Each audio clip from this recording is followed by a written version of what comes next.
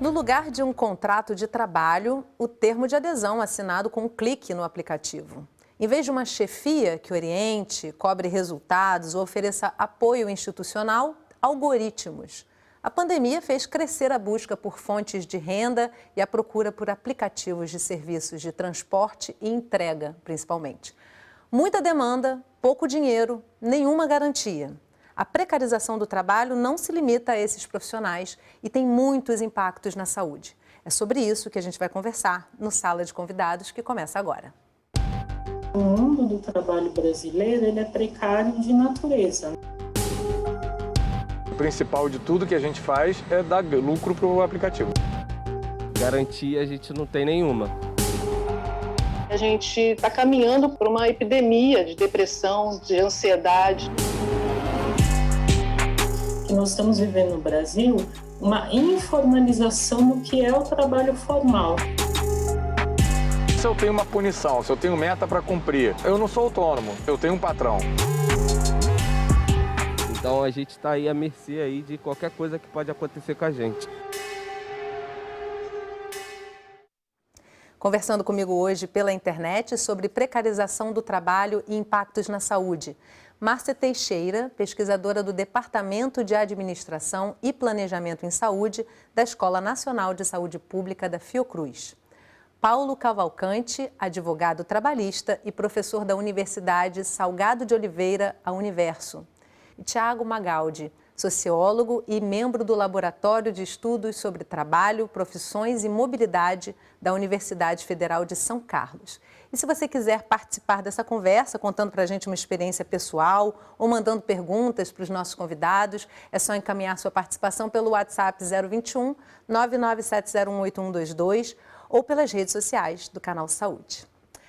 Muito obrigada pela presença de cada um de vocês, Márcia, professor Paulo Cavalcante, Tiago. Eu vou começar com você, doutor Paulo, para a gente esclarecer aqui como é que a gente pode definir o que caracteriza um trabalho, uma relação de trabalho precária. Bom dia a todos. Primeiro momento, precisamos observar o que caracteriza a relação de emprego. Que nós temos o trabalho não subordinado e o trabalho subordinado. A relação de emprego pessoa natural, né, não se caracteriza com pessoa jurídica, né, salvo aquelas questões de pejotização, né, que se exclui essa questão de fraude. Ser pessoa física, o trabalho ser não eventual, ou seja, aquele trabalho sempre vai existir, aquela função sempre vai existir. A característica da onerosidade, né? E nós temos, que na verdade é o calcanhar de Aquiles, a subordinação jurídica. Agora, o que pontua e o que chama atenção nesse tipo de prestação de serviço, por ele ser por tarefa, é a extensão da sua jornada de trabalho. Aquele trabalhador que é posto a extensas horas, com péssima qualidade de trabalho. Nesse momento de pandemia, por exemplo, ele é até proibido de ligar o ar-condicionado e aquele sol escaldante. Em alguns momentos, ou até quase que todos, não tem aquele momento da pausa para alimentação, descanso. Enfim, aquele trabalhador acaba vivendo em uma condição subhumana, um subtrabalho, um subemprego.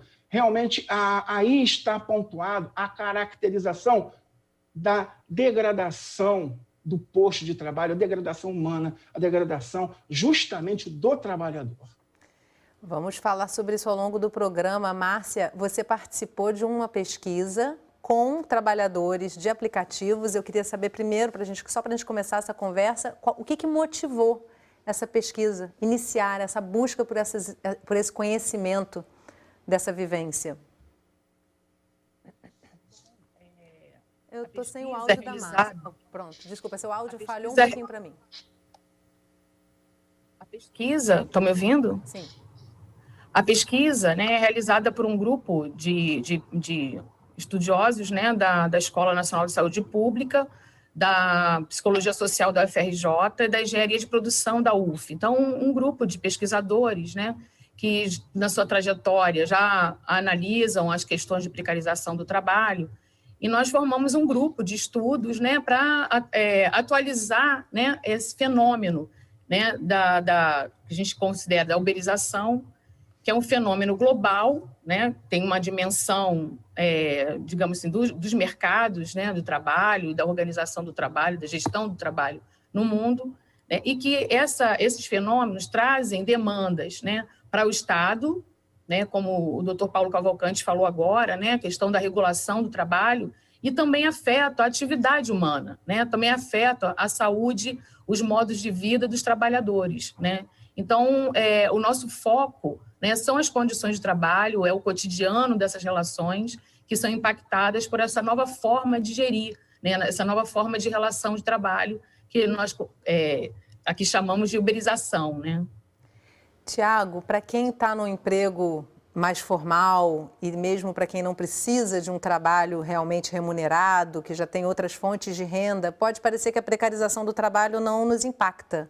Qual é o impacto social da precarização quando ela vai além do que sofre esse trabalhador? Bom dia a todos, né? Agradeço o convite. Bom, eu acho que a gente tem que primeiro lembrar que a relação estável de trabalho, como a gente imagina, né, ela nunca foi o padrão no Brasil. Né? Ela teve um pico ali no meio da década de 70, mas o trabalho no Brasil, normalmente, ele sempre foi precarizado. Né? O que a gente está vendo hoje é uma expansão desse tipo de trabalho precarizado, que sempre foi a norma no Brasil, para todos os ramos do trabalho em que a gente está inserido. Né? E o principal impacto, né, que a gente percebe desse tipo de trabalho é a instabilidade, né? A incapacidade dos trabalhadores de organizar a sua vida com um prazo, um horizonte de estabilidade mais longo. Então, em termos de se a pessoa quer construir família, se ela tem projetos, né, inclusive patrimoniais, porque a pessoa não tem garantia de que ela vai receber a renda num prazo que ela pode pensar, bom, daqui a 6 meses, daqui a 1 ano, como é evidente, claro, né, nesses trabalhadores por aplicativos, mas que isso tem se universalizado na sociedade brasileira, principalmente, né, e tem acelerado a partir da reforma trabalhista de 2017. Os avanços da tecnologia batem à sua porta com muitas comodidades: faxineira, comida, mercado sem precisar sair de casa. Mas que garantias esses avanços oferecem para o trabalhador que torna possível essa revolução? Nas ruas à disposição, até o celular apitar indicando a próxima corrida ou entrega. Tem muita gente esperando o almoço chegar. O ganho é pelo tempo trabalhado, pelo quilômetro rodado. E assim, milhares de brasileiros lutam dia após dia para sobreviver. Seja em uma bicicleta alugada, em um trabalho terceirizado ou enfrentando os carros na contramão. O negócio é não parar. O mundo do trabalho brasileiro, ele é precário de natureza, né? A gente se estrutura com uma herança escravocrata e permanece com alto índice de informalidade, com a população ganhando aí menos que um salário mínimo, com o mercado que não se estrutura, né? Nos modelos, vamos dizer assim, associados à categoria de emprego, de regulação do trabalho, né? Isso é histórico no Brasil. E por trás da correria para levar a meta do dia para casa, existe uma teia complexa, costurada em um tecido repleto de desigualdades sociais. Um processo que vem sendo chamado globalmente de flexibilização e precarização do trabalho. Mas aqui a situação é diferente, porque o trabalho já se faz assentado na precariedade e exploração do trabalhador. Para Ludmila, a reforma trabalhista no Brasil, regulamentada em 2017, fez com que a própria concepção do que é trabalho formal fosse repensada. Então, o que a reforma faz? Ela ignora a metade da população que já vive na informalidade. Isso não existe na reforma, nada que pudesse proteger ou estender direitos a essa população, né? E mais do que isso, perversamente, ela pega a categoria de trabalho formal e informaliza. A gente pode dizer que nós estamos vivendo no Brasil uma informalização no que é o trabalho formal. E com as mudanças na legislação, o desemprego e a crise econômica, muita gente acabou indo trabalhar para empresas de aplicativos de serviços. Nessa situação, o trabalhador é encarado como autônomo. De acordo com o IBGE, o Brasil tem quase 4 milhões de pessoas trabalhando através de aplicativos. Na prática, estamos falando de um trabalhador sob demanda, disponível ao trabalho, recrutado de acordo com as determinações das empresas, sem garantia alguma sobre sua própria remuneração, jornada ou até mesmo as regras que regem sua atividade. E durante a pandemia, a ausência de direitos ganhou novos contornos.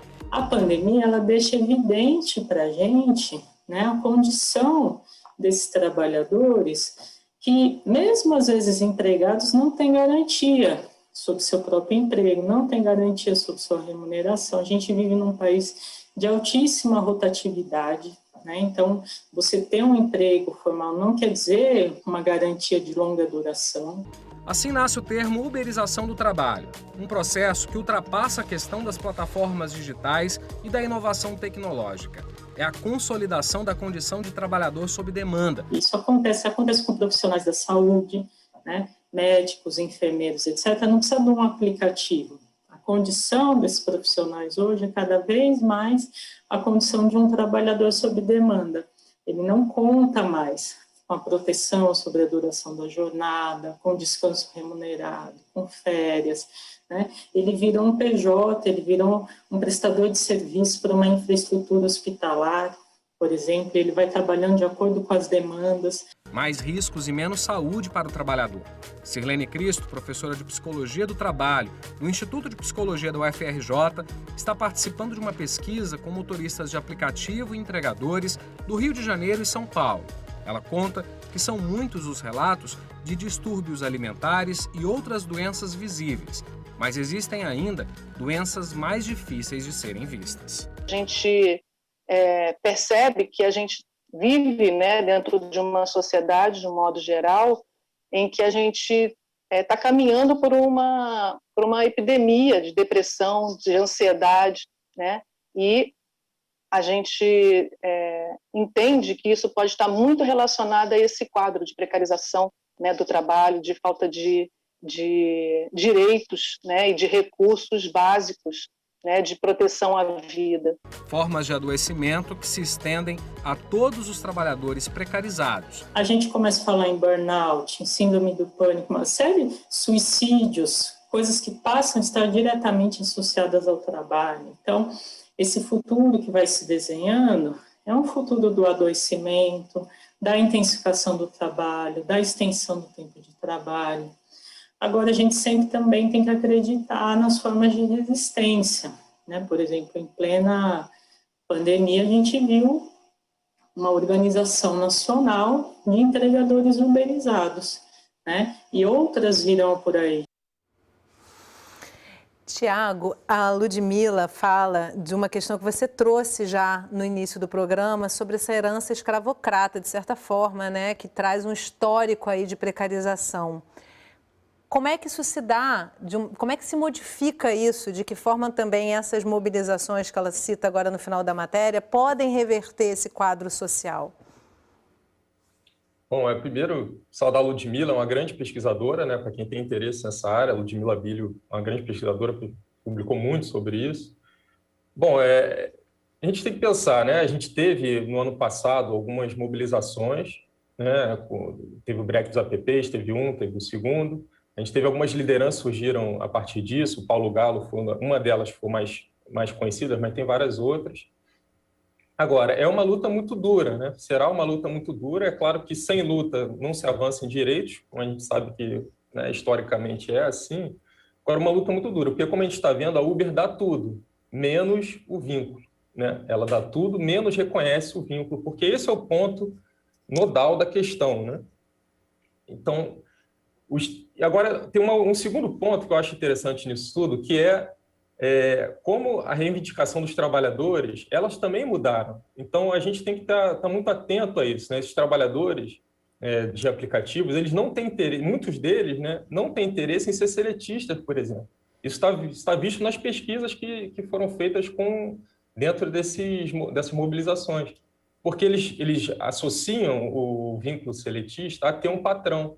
E ter um patrão é algo que eles não estão mais dispostos a ter, muito embora a gente saiba que o patrão deles é um algoritmo, é a empresa que está recebendo esse dinheiro. Então, a gente tem que pensar muito bem em como lidar com essa questão, porque também nós temos novas expectativas para esses trabalhadores que são diferentes daquelas que a gente, como estudiosos de trabalho, acha que são ideais, né? Que é o vínculo por trabalho por tempo indeterminado, né? Com uma renda estável. E esses trabalhadores pensam um pouco diferente disso. Então, a gente está nesse momento que temos que, obviamente, só a luta muda, né? Aumenta direitos, mas também a gente tem que entender quais direitos esses trabalhadores estão exigindo. Professor Cavalcante, eu já vou passar aqui para contemplar a nossa audiência, que já está nos encaminhando algumas perguntas. E o Rodrigo Poniche perguntou para a gente pelo WhatsApp: retrocedemos as condições de trabalho do início da Revolução Industrial? Olha, na verdade, poderíamos dizer o seguinte, não que retrocedemos, podemos pontuar vamos dizer assim, uma inovação, tá? Só que essa inovação pejorativa, por quê? Vamos pensar o seguinte, primeiro, a falsa concepção que a população passou a ter do sindicato. O sindicato, historicamente, tem uma função de lutar por interesses do trabalhador, preservar direitos. E, ao longo do tempo, essa concepção vem sendo deturpada. Tá certo? E isso não é legal. Tá? Isso, na verdade, no seio da sociedade, isso já, vamos dizer assim, foi um primeiro degrau, tá? Vamos dizer assim, para o retrocesso dos direitos trabalhistas, porque caçaram a representatividade do próprio trabalhador. Esse é um primeiro ponto. O segundo ponto é a falsa concepção do empreendedorismo. Empreender não é isso. Não tem como empreender às custas, né, vamos dizer assim, dos outros, numa forma pejorativa. Eu não posso escravizar alguém para obter lucro. E por trás dessa cortina é o que enxergamos: a degradação versus obtenção de lucro. Fazendo uma pequena tradução marxista, é o que nós chamamos de uma mais-valia exacerbada. É o lucro a todo custo. Isto é inconcebível. Né? Então, não é uma questão de fazermos um contraponto da Revolução Industrial, porque, falando em Revolução Industrial, nós temos ali a exploração do trabalho infantil, exploração do trabalho da mulher, jornadas de trabalho além das 12 horas, o ambiente de trabalho em péssimas condições, não havia ali uma preservação da saúde do trabalhador, enfim, não é exatamente a este ponto. Mas perceba que fração deste ideal passou a ser verdade. Como assim? Esse trabalhador do Uber, por exemplo, mal para se alimentar e descansar. Esse trabalhador do Uber, por trabalhar por tarefa, ele tem uma jornada de trabalho de 12 horas, obedecendo um algoritmo que é um algoritmo, vamos dizer assim, ruim, né? Dita as ordens de uma forma que, vamos dizer assim, prejudica até a sua saúde. Para levar o seu sustento, menos de 12 horas de trabalho ele não consegue. Olha, Márcia, antes de eu passar para você uma pergunta da nossa audiência também, eu quero trazer aqui uma manifestação, um depoimento de uma telespectadora e convidar quem está em casa para encaminhar para a gente a sua experiência, como é que é a sua relação de trabalho, que tipo de experiência profissional você já teve, positiva e negativa, como é que você acha que deveria ser. Vamos trazer aqui, então, um comentário da Marcele Costa. Ela é enfermeira e terapeuta floral. Ela mandou para a gente pelo Instagram. Ela diz o seguinte: ainda acho a saúde do trabalhador muito negligenciada no Brasil, principalmente a saúde mental e o seu papel como indivíduo nas empresas. Acredito que está mudando o olhar sobre o trabalhador devido à pandemia e criar ações estratégicas para dar suporte a eles é urgente, principalmente com os profissionais da saúde. A pandemia só expôs o nervo doente que era a precarização da atenção à saúde do trabalhador no país. Eu, como trabalhadora da saúde, já adoeci muitas vezes e busquei ajuda sozinha, pois nunca vi as empresas que trabalhei preocupadas integralmente com o trabalhador como indivíduo de fato, mas só como um colaborador. Uma pena. Hoje não trabalho mais em um hospital, mas já passei muitos reverses. Quando há precarização no trabalho, seja qual for, falta humanidade. Um depoimento importante esse, né? Porque, primeiro, para a gente também sair um pouco do nosso exemplo, que é o que nos parece mais evidente nesse momento, que são os aplicativos, mas a precarização está em todos os lugares. E aí a Sara Garrides, desculpa se eu não estiver falando corretamente o sobrenome, Garrides ou Garrides, mandou para a gente pelo Instagram. Gostaria que os convidados falassem sobre as consequências psicossociais agravadas pela pandemia. Márcia, começo com você. Primeiro, né, eu queria entrar no debate falando que esse ideal, né, do empreendedorismo, da liberdade, da autonomia do trabalhador, né, ele cai por terra quando o próprio trabalhador começa a perceber, né, que por trás da relação dele com essa empresa, né, com essa empresa que são gigantes, essas multinacionais, né, há, na verdade, uma liberdade totalmente programada, né, assim, o controle por algoritmos, né, ele se efetiva sem necessidade de uma ordem direta, e isso dificulta, né, a caracterização de vínculo. Então, há o controle por meio das plataformas, né? Nós sabemos hoje o quanto que nós mesmos, né, quando a gente informa nas nossas redes sociais, os nossos gostos, nossas preferências, o que a gente faz, né, o nosso trabalho, o que nos deixa feliz, o que nos dá medo, a gente está passando uma série de informações, né, e essas informações hoje são trabalhadas como um bem, né, acho que no momento do capitalismo, elas viram uma ferramenta importante de lucro para as empresas, né? Então, assim, nessa relação de trabalho por aplicativos, né, as empresas têm total informação sobre a quantidade de horas trabalhadas, aonde os trabalhadores circulam, que momento que eles desligam o aplicativo, né? E ela manipula, né, essas informações a favor de um controle do trabalho.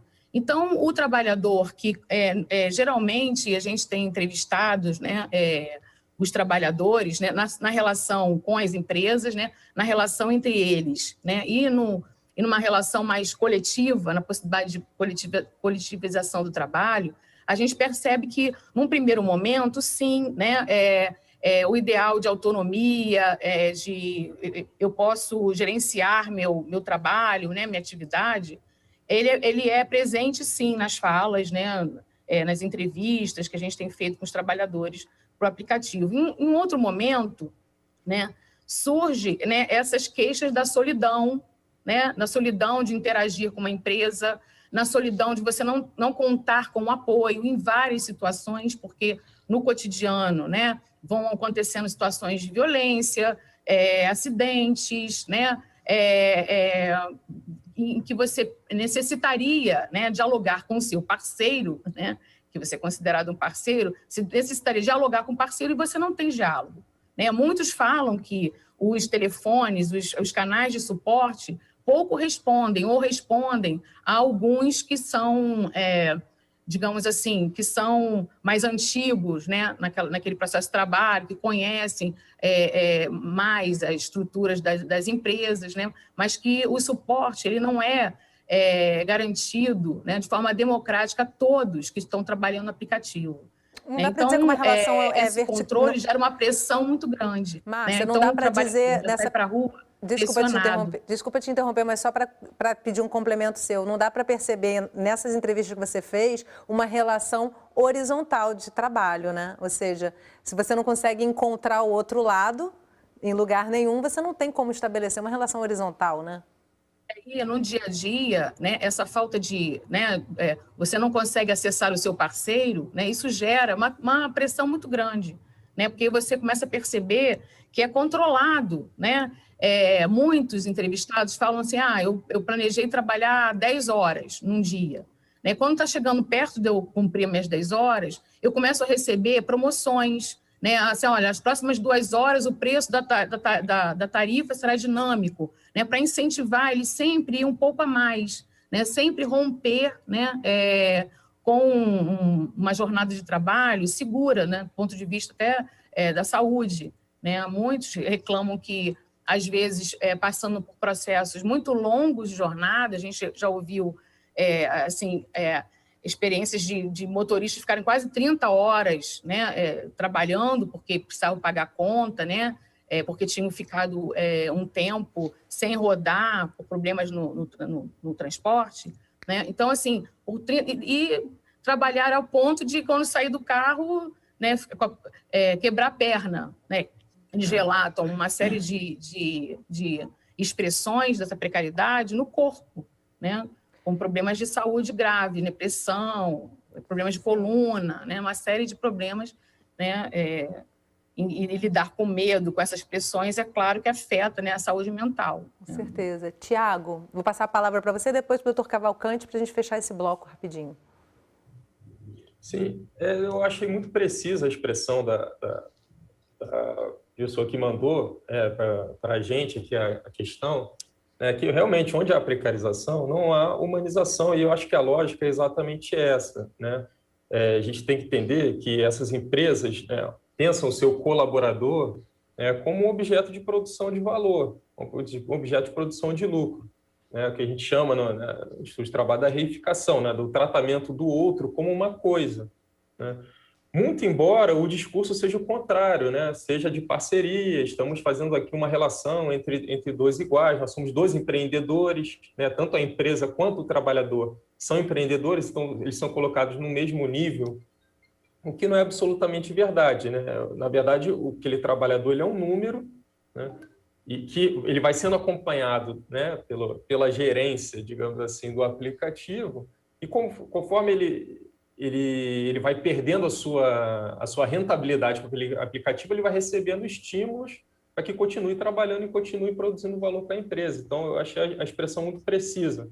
Exatamente isso. Quanto mais precarização, menos humanização, menos o trabalhador tem um trato enquanto uma pessoa humana, com as suas necessidades, sim, tanto econômicas quanto psicológicas, como a Márcia estava comentando. Dr. Cavalcante, eu fecho o bloco com você. Importante trazermos uma reflexão, né, justamente pelo que a Márcia trouxe, o Tiago trouxe, né, e a nossa ouvinte fez uma pergunta brilhante. Marcele.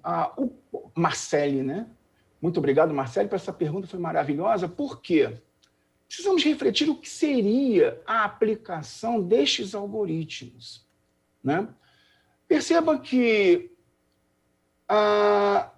o conjunto fonte, vamos dizer assim, desse sistema, ele destaca aquele prestador de serviço, ele afeta aquele prestador de serviço de uma certa forma que eu posso dizer para vocês assim: o algoritmo tem a condição de penetrar profundamente na subjetividade do trabalhador, ao ponto dele acreditar fielmente na conclusão da rotina daqueles algoritmos. Por exemplo, se um passageiro pontua mal aquele trabalhador, o próprio sistema o bloqueia, é uma espécie de punição. Vejam, não está presente ali o controle diretivo do empregador, né? O direito punitivo do empregador. Eu não estou dirigindo a prestação de serviço. Se aquele motorista deixa de aceitar uma X quantidade de corridas, ele também é punido. Existem pontuações. Percebam que são fragmentos daquela sistemática desses algoritmos que pontuam justamente a existência da subordinação. E vejam, não precisamos nem ir tão longe. O artigo 6º, parágrafo 1º da CLT é muito claro acerca disso. Destaca que os meios telemáticos e informatizados são, sim, elementos de subordinação.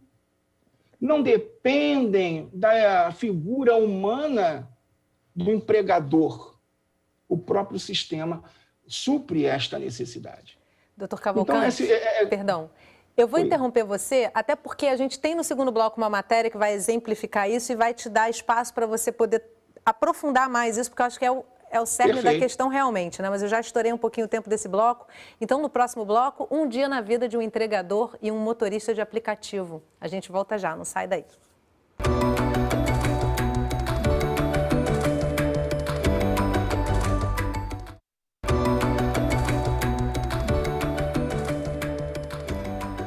Sala de Convidados está de volta conversando sobre precarização do trabalho e impactos na saúde. Comigo via internet, Márcia Teixeira, pesquisadora do Departamento de Administração e Planejamento em Saúde da Escola Nacional de Saúde Pública da Fiocruz. Paulo Cavalcante, advogado trabalhista e professor da Universidade Salgado de Oliveira, a Universo. E Tiago Magaldi, sociólogo e membro do Laboratório de Estudos sobre Trabalho, Profissões e Mobilidade da Universidade Federal de São Carlos. Se você ainda não participou no primeiro bloco, agora é a hora. Mande suas perguntas e seus comentários para a gente. Eu recebo e compartilho com os nossos convidados. Você pode encaminhar pelo WhatsApp 021 997018122 ou pelas redes sociais do Canal Saúde. Por trás daquela entrega do supermercado que chega através do aplicativo ou daquele trajeto que você faz quando chama um motorista com seu smartphone, relações precárias de trabalho. Entre uma pedalada e outra, uma paradinha para conferir o celular. Há 1 ano e meio, o Gabriel trabalha como entregador de um aplicativo. Faça chuva ou sol, não tem tempo ruim para ele. Aos 26 anos, ele conta que viu nas entregas uma nova oportunidade, mas logo no início teve um investimento. Além de celular e internet, para começar o trabalho, todo entregador tem que ter o próprio equipamento. A bike é minha, a mochila, essa daqui eu ganhei, mas porque eu precisei bater uma meta de entrega, porque se eu não bato, eu tenho que pagar por ela. No aplicativo, no próprio aplicativo, para clientes, vende-se o material para o entregador. Para tentar fazer mais entregas em menos tempo e aumentar os ganhos, a solução foi morar mais perto do local de trabalho. Por isso, ele se mudou de Duque de Caxias, na Baixada Fluminense, para a zona sul do Rio de Janeiro. Eu vim para cá exatamente para ficar mais próximo do trabalho. E se eu ficar doente, cara, eu não sei o que eu faço, porque eu vou ter que ir embora para onde eu morava, né? Porque se eu não trabalhar, eu não tenho dinheiro para pagar aluguel. E para conseguir pagar todas as contas, ele trabalha entre 10 e 12 horas por dia. Garantia a gente não tem nenhuma. Eu tive já exemplos de amigos que se machucaram e não perguntaram nem se estava bem. Eu mesmo fui um que liguei, fulano se machucou. Ah, mas pô, dá para tu fazer a entrega dele? Tipo, não perguntou, não, ele tá bem, tá vivo, foi grave. Não, só me perguntaram se dava para me fazer a entrega do cara. Então a gente tá aí à mercê aí de qualquer coisa que pode acontecer com a gente. A gente não tem nenhum apoio, nenhum, como é que eu posso dizer assim, nenhum tipo de, sei lá, de ajuda mesmo. De alguém chegar e falar, pô, a gente tá vendo que vocês estão numa situação difícil e eu vou ajudar vocês aí, porque vocês estão prestando serviço para ajudar a minha empresa a crescer. Mas é totalmente apático essa parte do pessoal do aplicativo com a gente.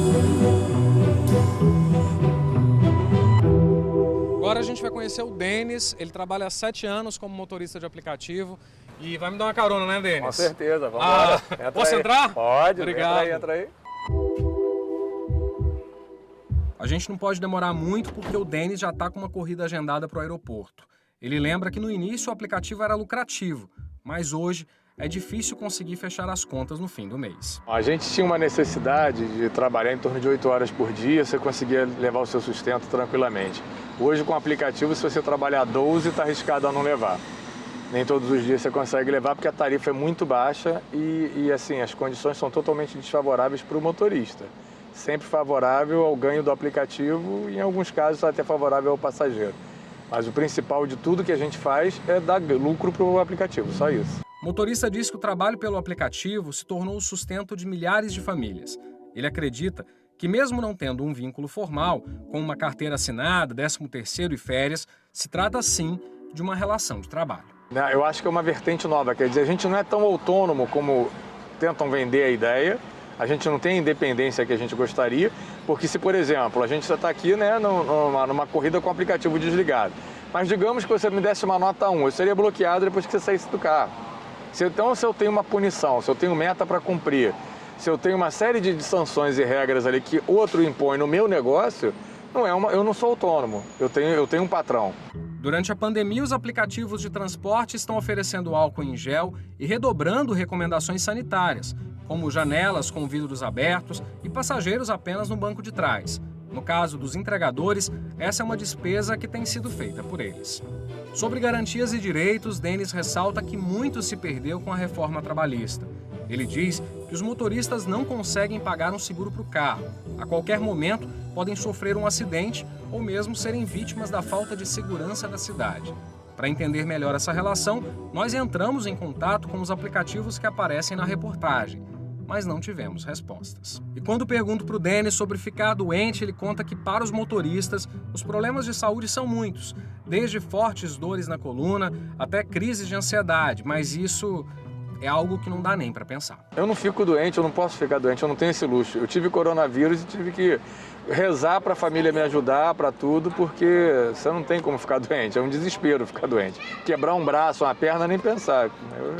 Entendeu? Não tem como, não tem como. Depois do fechamento da nossa reportagem, nós tivemos a resposta da Uber, uma das empresas com as quais nós fizemos contato. A Uber alega que os motoristas parceiros são profissionais independentes que contratam com a intermediação por meio do aplicativo, que escolhem livremente os dias e horários de uso da plataforma e se aceitam ou não as viagens. A empresa alega ainda que não existem metas a serem cumpridas ou chefia para supervisionar o serviço. A Uber cita jurisprudências que já existem no Brasil, que confirmam a ausência de vínculo de emprego e informa que oferece um seguro de acidentes pessoais para todas as viagens e assistência financeira equivalente à média dos ganhos dos últimos 3 meses para casos de afastamento por Covid-19. Doutor Paulo, eu queria trazer já para cá um comentário sobre essa nota da Uber. Eles encaminharam uma nota com detalhamentos sobre tudo isso que eu tentei resumir aqui para quem está nos assistindo. E citando essas jurisprudências, né? A gente tem jurisprudências em outros países relativas às mesmas plataformas em sentido diferente. E aí eu te pergunto, seria a hora de realmente se pensar numa legislação própria para essa relação de trabalho ou de parceria? Sim, na verdade até existem alguns projetos de lei, tá, tramitando nesse sentido, né? Na verdade, tratando sobre essa condição, né, de preservar direitos dos trabalhadores que prestam serviço nesse sistema de aplicativo, né? Existem, se não me falha a memória, uns 8 ou 9 projetos de lei nesse sentido. Mas é interessante esse posicionamento da Uber, né? Porque, vamos refletir, se para reconhecimento do vínculo tem que ser pessoa natural, pessoa física, porque aquela questão da pessoalidade, tem que ter aquela pessoalidade, ou seja, eu presto serviço, não meu primo, não um preposto, eu presto serviço. Então, ser pessoa física, ter pessoalidade, a não eventualidade, ou seja, todo dia o cara vai, utiliza o veículo dele e presta o serviço. Então, o serviço é não eventual. É oneroso? Óbvio, é a contraprestação desse serviço. Subordinação jurídica, ora, não tem? Vamos analisar rapidamente, me permitam. O aplicativo direciona toda a prestação desse serviço. São chamados algoritmos, né? O que seria o algoritmo? O algoritmo é aquele comando que o trabalhador já absorve, não precisa daquela pessoa física do outro lado, né, ditando as ordens. Pelo contrário, ele já absorve aquele comando. Isso é o algoritmo. Trazemos essa ideia para o sistema informatizado, que é o conjunto daqueles algoritmos. Aquele trabalhador ele é obrigado, né, a obedecer estes comandos. Por exemplo, ele não precisa saber onde fica aquela localidade. Ele segue os comandos daquele aplicativo. Ao iniciar sua jornada de trabalho, ele se identifica, ele loga. No momento que ele está logado, ele tem esse limitador, ele não tem uma liberdade. Ele sofre, na verdade, avaliações. Tem-se ali a contabilização da sua remuneração pelo próprio aplicativo. O aplicativo o pune. Perceba que coisa interessante, como essa questão desses algoritmos, eles penetram tão profundamente nessa subjetividade que ele faz de um todo para permanecer bem pontuado. Há essa preocupação.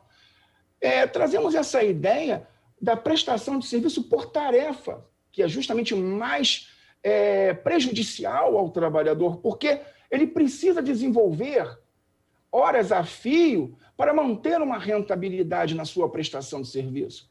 Agora, doutor Não Cavalcante, desculpa te interromper, só para complementar, também queria trazer aqui para a Márcia uma questão. Agora, é importante salientar que um outro aplicativo foi autuado por ser considerado que o telefone, que o smartphone do motorista ou do entregador era como se fosse um relógio de ponto, né? Então, há controvérsias, inclusive, dentro da própria jurisprudência brasileira, já começa a se ter outras leituras, né?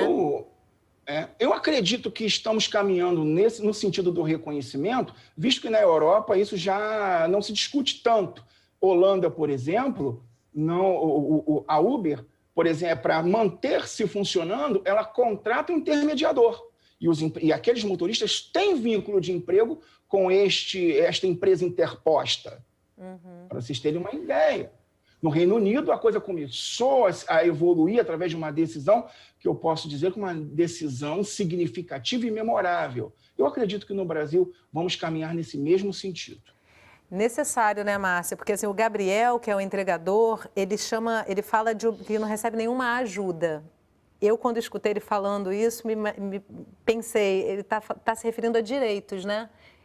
Na verdade, esse trabalhador já se percebe sem direitos ali, sem apoio. E aí eu queria saber o que vocês perceberam nesse conjunto que vocês entrevistaram, de impacto nisso realmente, porque a longo prazo, inclusive, qual é a perspectiva de futuro que esse trabalhador tem e o quanto isso impacta na saúde mental e mesmo física dele, né? Estou sem seu áudio, Márcia. Epa!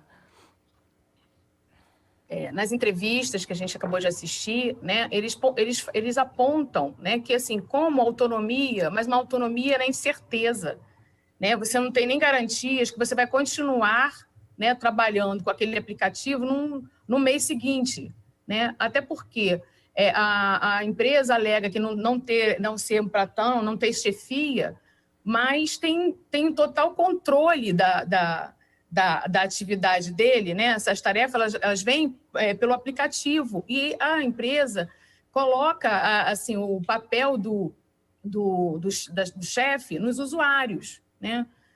A relação entre os trabalhadores para o aplicativo e os usuários também é uma relação que precisa ser pensada, né? Relativizada, porque muitas vezes, né? A própria empresa ela não tem canais, né? Com os motoristas, né? Não tem direito, não tem esse apoio, não tem uma infraestrutura que acolham, inclusive, as demandas, né? E o contraponto do motorista, e a avaliação é toda, né? na perna usuário. É o usuário que define, né? O futuro, que define o desligamento, as punições. E muitas vezes, né? A empresa, para não perder alguns usuários que utilizam muito o aplicativo, que são usuários interessantes para a empresa, né? Numa avaliação negativa do usuário, o usuário recebe um bônus para a próxima corrida, né? E aí tem uma tendência, né, de alguns usuários darem notas baixas para poder se favorecer de bônus, né? Só que o usuário também não tem consciência de que uma avaliação negativa tem um impacto muito grande na remuneração daquele trabalhador, né, até na permanência daquele vínculo, né, que eu considero um vínculo de trabalho. Então, assim, a permanência dele naquele vínculo fica pautada, né, pelo papel do usuário. Então, essa relação, na nossa pesquisa, né, a gente entrevistou muito e muitos falaram dessa relação com o usuário, né, até alguns colocam como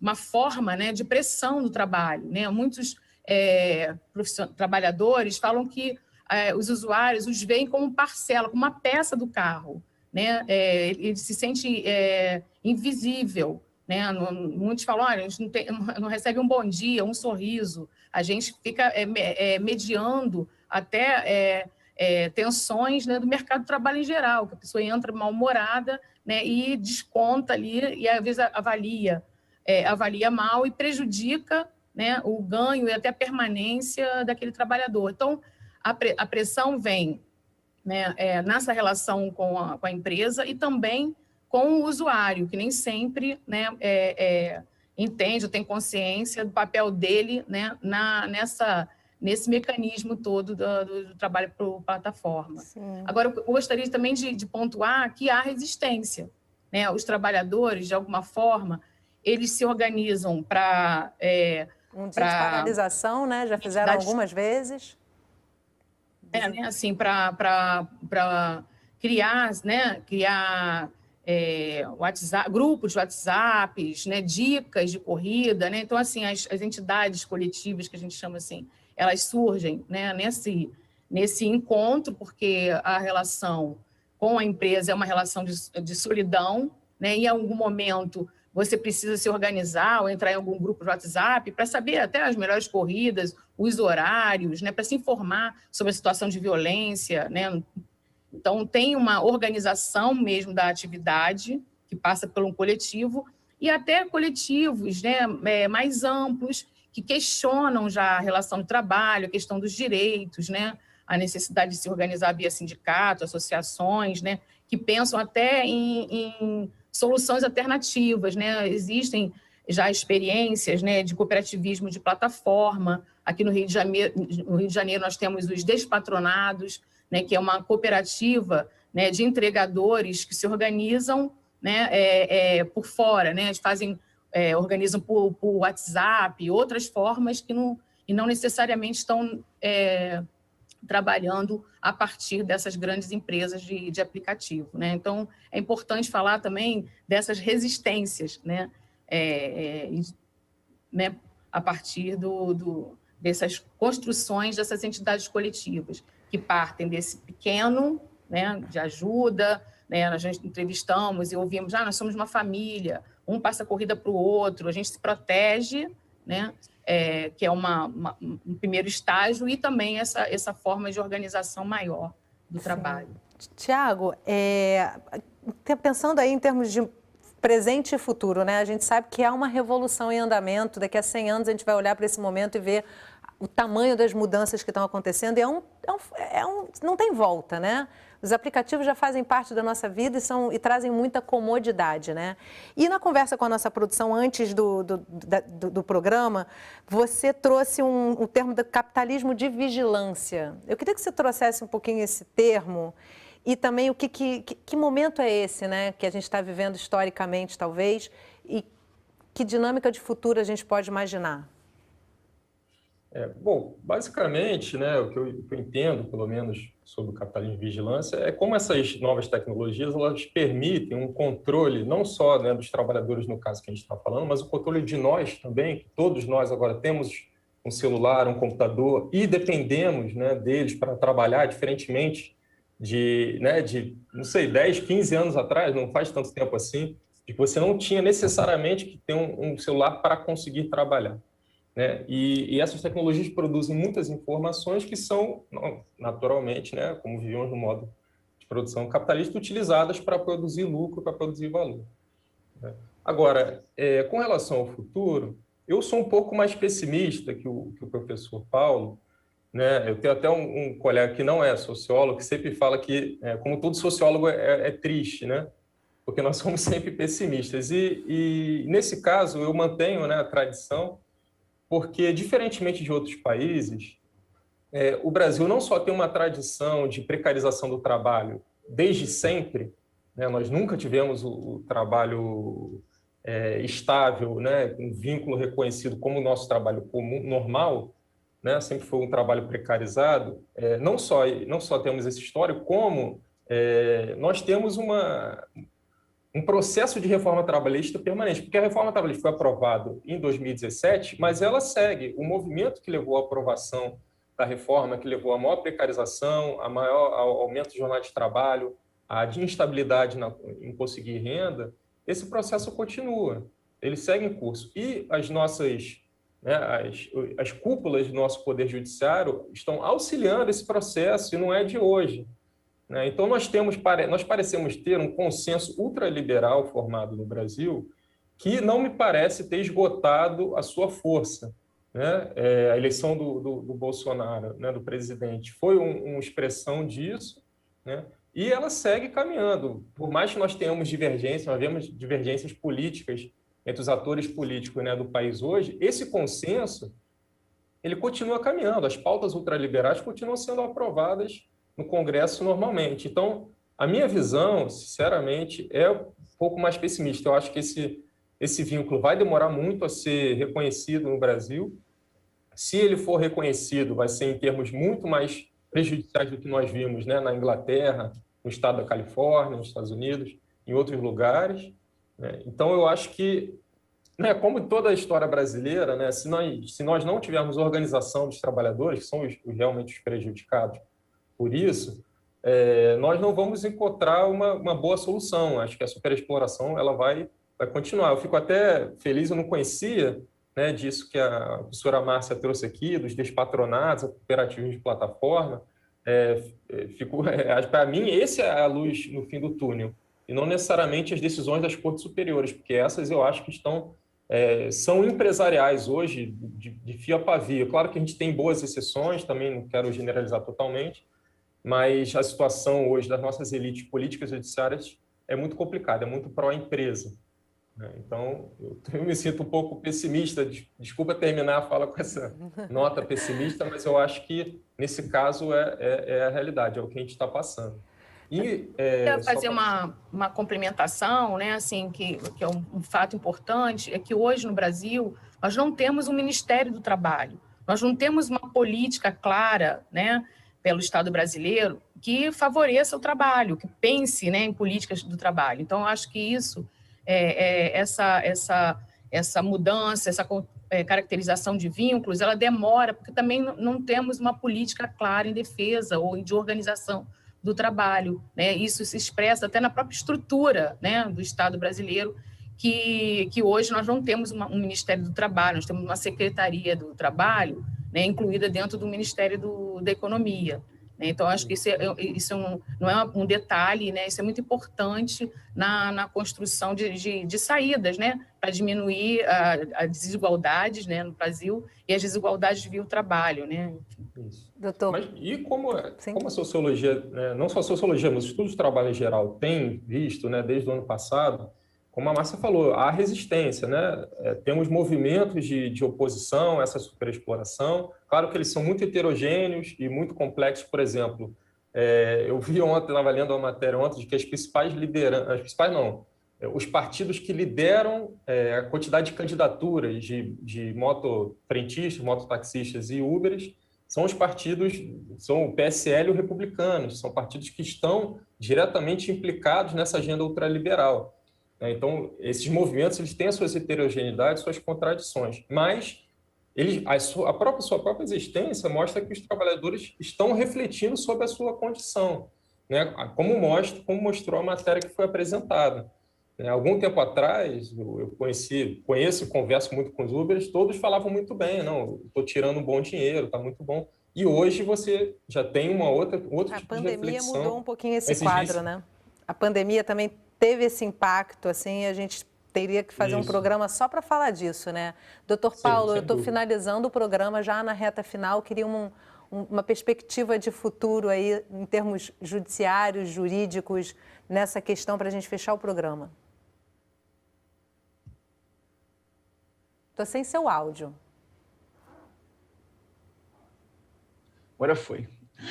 Pegando aqui carona na reflexão do Tiago, te dou até razão, Tiago, inclusive complemento no seguinte sentido: há necessidade, como desde sempre existiu essa necessidade, da movimentação popular, movimentação dos trabalhadores. A reunião dos trabalhadores nesse sentido. Por isso que tem aquela história do sindicato, começamos justamente a, vamos dizer assim, a deteriorar, a ruir este muro, na verdade, trazendo uma outra concepção do sindicato, como havia dito lá no início. Então, há necessidade da movimentação dos trabalhadores nesse sentido. Há necessidade dessa reunião. Hoje já trocam ideias, como já foi dito aqui. Hoje já existe essa microestrutura, mas isso precisa realmente ser avivada e mais acentuada. para que justamente isso venha a trazer certas repercussões que historicamente sempre trouxe, justamente na esfera parlamentar e justamente na esfera judiciária. Não tem jeito, nasce ali e existe nesta forma da movimentação popular, tá certo?